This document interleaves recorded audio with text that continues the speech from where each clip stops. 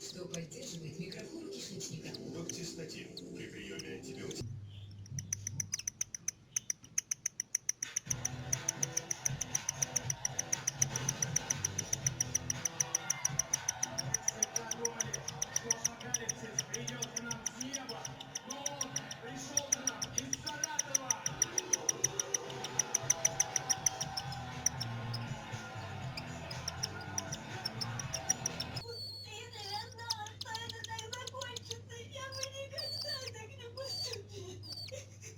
Если бы можно было бы все вернуть, ты бы ему помогла. Конечно, я бы все сделала, честное слово. Я бы пошла к ректору, к министру. Правда, к министру сходишь? Братан, ты жив! Это знак! Значит, его еще можно спасти будет.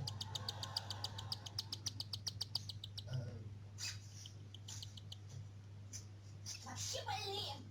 Идиоты, дебилы. Хорош, ты Иваночку ухудшаешь. Да пошли вы. Думала, сюда снять? Ой, точно.